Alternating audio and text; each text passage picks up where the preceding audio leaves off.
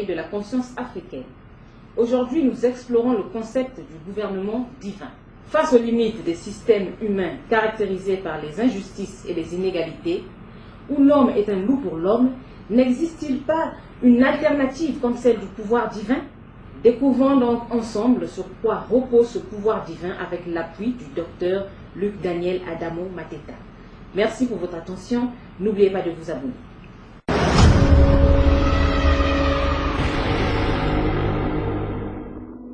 Mesdames, Messieurs, chers internautes, bonjour. Après vous avoir parlé du pouvoir humain qui gouverne le monde aujourd'hui, je vous parlerai ce jour du gouvernement ou du pouvoir divin, encore appelé pouvoir vert. Qu'est-ce qu'on entend par pouvoir divin sur Terre et quelles en sont les manifestations sur Terre?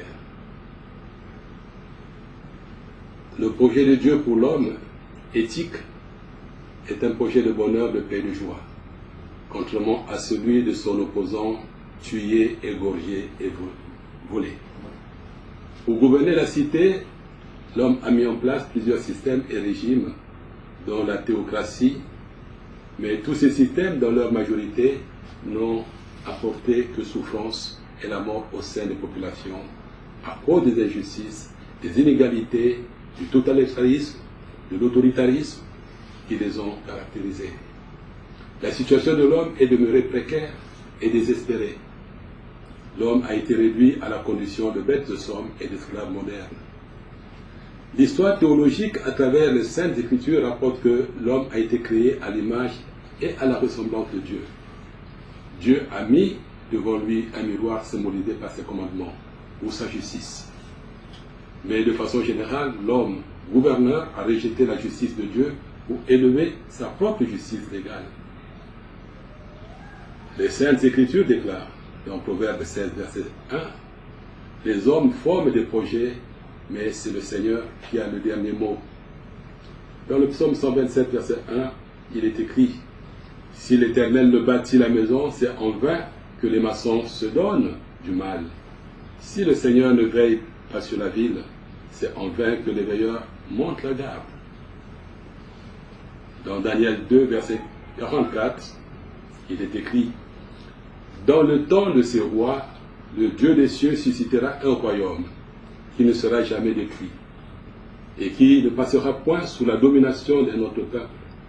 Il brisera et exécutera tous ces royaumes-là et lui-même subsistera éternellement. » Daniel 7, verset 18 déclare, « Mais les saints du Très-Haut recevront le royaume, et ils posséderont le royaume éternellement, d'éternité en éternité. » Dans Apocalypse 11, verset 15, il est écrit, « Le royaume du monde est remis à notre Seigneur et à son Christ, et il régnera au siècle des siècles. » Et dans Apocalypse 21, versets 2 et 4, il est écrit, « Et je vis descendre du ciel, d'auprès de Dieu, la ville sainte, la nouvelle Jérusalem préparée comme une épouse qui s'est parée pour son époux.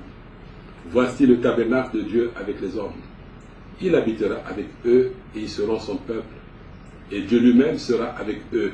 Il essuiera toute larme de leurs yeux et la mort ne sera plus. » Et quand nous lisons Apocalypse 21, verset 23, il est écrit, « La ville n'a besoin ni du soleil ni de la lune pour l'éclairer, car la gloire de Dieu l'éclaire et l'agneau est son flambeau. » Il ressort de toutes ces paroles saintes que le pouvoir divin sur terre annonce la gouvernance divine de Dieu parmi ses saints, ceux qui ont été jugés justes. Il s'agit d'un pouvoir absolu de Dieu qu'il ne tient pas de personne, sinon de lui-même. Et c'est Dieu lui-même qui nomme son gouvernement par délégation. Tous les délégués sont des intendants préalablement transformés par la grâce de Dieu.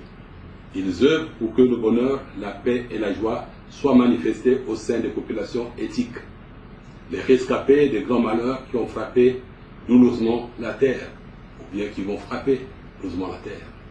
C'est la fin du monde des frais et arrive le monde de la gratuité. Le citoyen nouveau réalise son accomplissement par une haute conscience d'appartenance à la race humaine, une famille élargie, une grande fraternité humaine dans un univers unitaire, diversifié et complémentaire.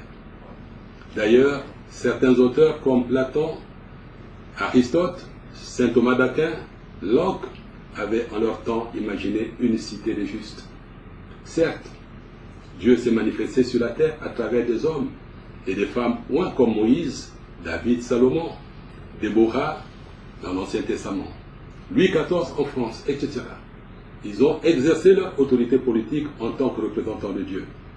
Leur régime politique était fondé sur des principes religieux, comme certaines monarchies théocratiques au Moyen et Proche-Orient aujourd'hui. Ces leaders étaient à la fois chefs de gouvernement et chefs de la religion, ou des souverains considérés comme des représentants de Dieu. Mais en réalité, leur gouvernance n'a rien apporté à la masse populaire parce que le pouvoir qu'ils ont exercé était de nature humaine et non divine. L'avènement du pouvoir divin dans notre monde annonce la descente du tabernacle de Dieu sur terre. C'est Dieu lui-même qui manifeste son pouvoir divin au milieu des justes à travers son omniprésence, son omniscience et son omnipotence. L'avènement du pouvoir divin qui vient mettre fin au pouvoir humain consacre un mode de gouvernance fondé sur le solidarisme éclairé, différent des formes de solidarisme précédentes, séculières qui sont le solidarisme catholique, représenté par le jésuite Henrik Pech, qui pense que le système individualiste ne permet pas de réaliser la solidarité, que la solidarité ne devait pas se faire par des lois, mais par l'évolution des consciences, à travers l'éducation religieuse qui devait aboutir à une culture de solidarité. Il y a aussi le solidarisme d'extrême droite en Europe, faisant partie des mouvances rattachées au nationalisme révolutionnaire en France, en Allemagne, en Autriche et dans les pays scandinaves. Le solidarisme du député français radical Léon Bourget, dont la philosophie de la solidarité prône la main tendue contre le poing fermé et contre la charité réduite à une pitié agissante. Oui, nous parlerons aussi du solidarisme de l'Église primitive. Le solidarisme de l'Église primitive juive qui se résume dans le livre Actes, chapitre 4, verset 32, qui stipule « Et la multitude de ceux qui avaient cru était un cœur et une âme. Et nul ne disait d'aucune des choses qu'il possédait qu'elle fût à lui. Mais toutes choses étaient communes entre eux. » Le solidarisme bantou, le kimuntu, où la solidarité, le partage, l'entraide et la dignité humaine étaient au centre des rapports humains et intercommunautaires, et personne n'était tenté de donner place à l'individualisme et à l'égoïsme.